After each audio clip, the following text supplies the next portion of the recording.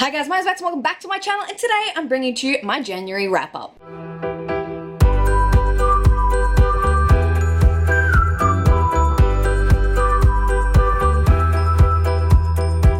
So guys, January is officially over. The first month of 2020 is already gone, and I already feel like this year is absolutely flying by. And today I'm bringing to you my first wrap up since September, and I'm excited to be talking to you about the books that I'm going to talk to you about today. But what I thought I would do is, before I give you my January stats, I will tell you the 2 books that I read in December that I have not yet wrapped up, and then we will move on to the January stats and the books that I read and things like that. So without further ado, let's not delay it. Let's just dive into the books that I read in December.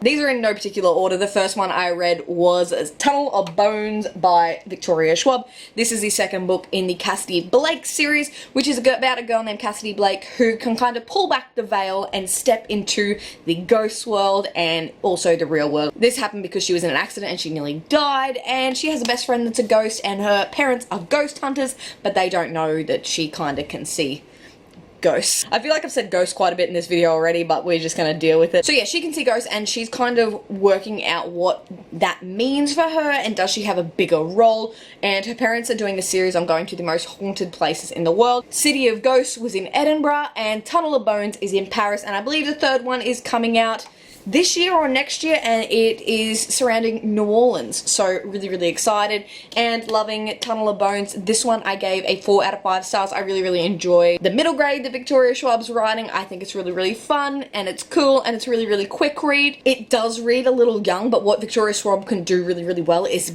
create an atmosphere, which is just fantastic. It felt creepy and it felt supernatural, and I really enjoyed it. So that is the first one. And I'm halfway through this video and realized I didn't put lipstick on, so that's fun. But the second book I read in December was Capturing the Devil by Kerry Maniscalco. This is the 4th book in the Stalking Jack the Ripper series. It's one of my absolute favorites to read on audiobook, which is exactly how I read this one.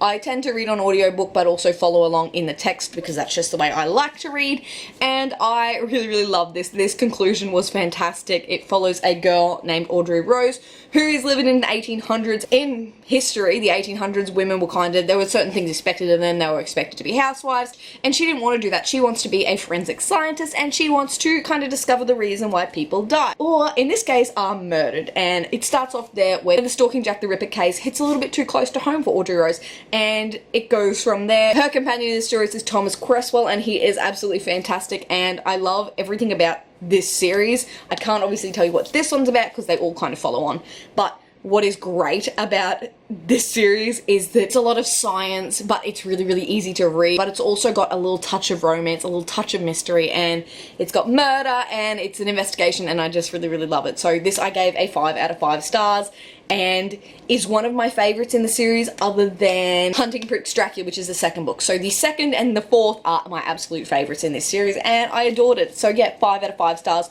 for Capturing the Devil. And now that I've finished what I read in December, let's move on to what I read in January, starting with the statistics. I ended up reading 5 books that total 1,574 pages, and the genre breakup for this month was 4 fantasy, which is, I know, a lot of fantasy, and 1 sci-fi. And of these, 2 of these were audiobooks, 2 of these were ebooks, and 1 was an actual physical book. And in terms of audience, 2 of these were adult, 2 of these were YA, and 1 was a middle grade. And moving on to star ratings, our star rating was 1 2-star, 1 3-star, 2 4.5 stars, and 1 5-star. Now without further ado, let's dive into what I read, and starting from least favorite going all the way up to my favorite book of the month. So let's get started. My least favorite book in the month of January was The Starless Sea by Erin Morgenstern. I read this for the Read Rate Review book club, which I am a part of, and I absolutely adore being a part of. It is hosted by G from Book Roast, and this month we did our live show on Jade from JD Ray Reads channel. I will link it down below, and the link to our Twitter and stuff will all be down below as well. But this book follows Jackery Rawlins, who stumbles upon a book. He discovers this hidden in his library, and from there it takes him on an adventure. He gets kind of swept up in this story of pirates and of lost cities, and he kind of, I don't really know how to explain what happens in this book. The things in the book start happening, and the things in the book have happened prior, but it's like a little bit of a story that he's also in. So that's kind of what it's about. I'm not really good at explaining it, but overall I didn't like it. I think this book tried really, really hard to be beautiful and really, really hard to be lyrical and flowery prose. It was just trying too hard. There were metaphors. It didn't make sense. It was confusing. Once I got to the end of the book, it was kind of like, I didn't understand what happened, and I don't think I ever will. So I think this one's a book that you either love or you really, really hate. I'm in the latter, but I know Cody from Cody's Book Corner absolutely loved it, and I loved hearing her take on it. I think this book is what all book lovers kind of are drawn to. It's a book inside of a book inside of a book, and it's everything that I feel like we want set in a library, and it's an adventure, but unfortunately for me, it tried too hard to be everything, but actually didn't have a good structure. It didn't have a full plot. It kind of was stories just shifted in between what was actually happening, and I just ended up being really, really confused. But it might be for you, but this one is going to be a really polarizing book. You're either going to love it or you hate it, and unfortunately for me, I did not like it. Moving on to my 3-star read of the month, and this was an ebook, and it was The Hidden Witch, which is the second book in the Witch Boy graphic novel series, which I've kind of been reading every once in a while I'm at the hairdresser and really, really enjoying. So this series is written by Molly Ostertag, and it's about a boy witch, and in this world, boys didn't become witches. The boys became shapeshifter and girls became witches, and he does not want to be a shapeshifter. He wants to learn magic and he wants to be a witch, and it's a really, really cute story. I can't really tell you what the second one's about, but the first one is about him kind of discovering why he can't be a witch, and something goes a little bit wrong, and there's a kind of a monster on the loose, and he's trying to work out what's going on there. But I really, really enjoyed it. It's middle grade, so it reads really young, but I actually really like that about it. I like that it's fun, and I like that he's kind of pushing the boundaries. He doesn't want to be what a traditional boy is in this story, which I absolutely love. And the characters in it are just cute and fantastic. It's nothing special, but it's just a fun, lighthearted read. Next up, we are moving on to my 4.5-star reads, and the first one I want to talk to you about is A Torch Against the Night by Sabat. Here, this is the second book in the Ember of the Ashes series, and I listened to this one on audiobook. I read An Ember of the Ashes last time at some point for our Read Rate Review book club, and I really, really enjoyed it, and I definitely wanted to follow on, which I did this month. And An Ember in the Ashes kind of follows Elias and Leia, and they live in a world under the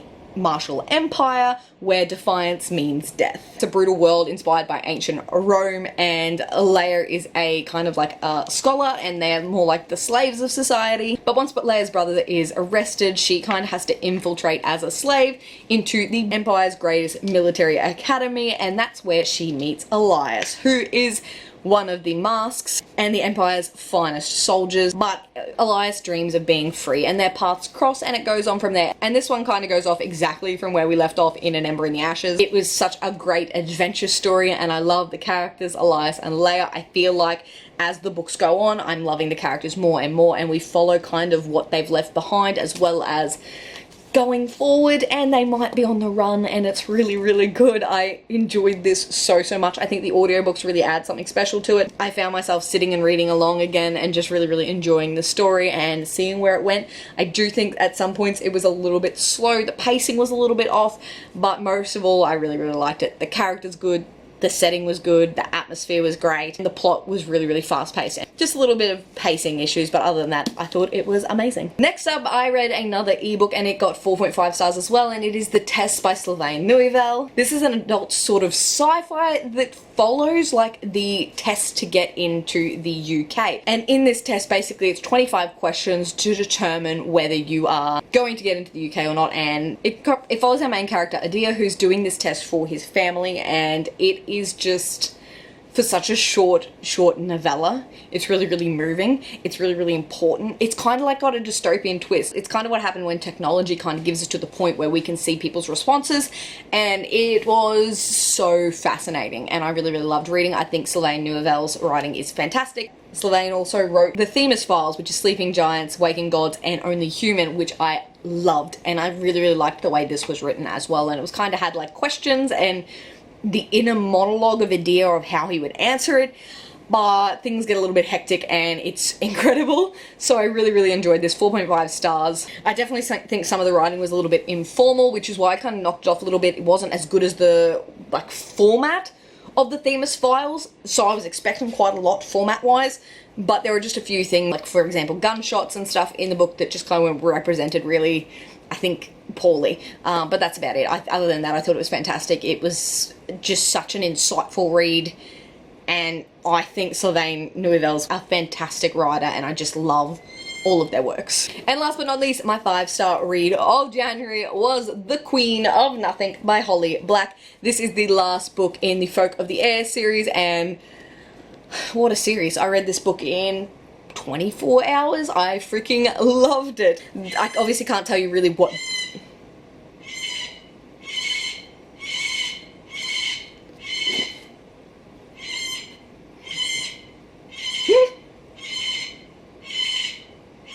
I can't really tell you what this book is about specifically, but The Cruel Prince is about a girl named Jude, where her and her sisters witness the death and murder of her parents. She is then taken away into the Feyland, where she finds out her sister is half Fey, and kind of grows up in their court, where the Fey don't treat humans really well. They treat them like they're trash, and she kind of gets wound up in power and how she would get it and how she can keep it, and it's really, really interesting. This is the last book, and this is one of my favorites of the series. I think it's really fast paced. I think it's quick. I think it's easy to read.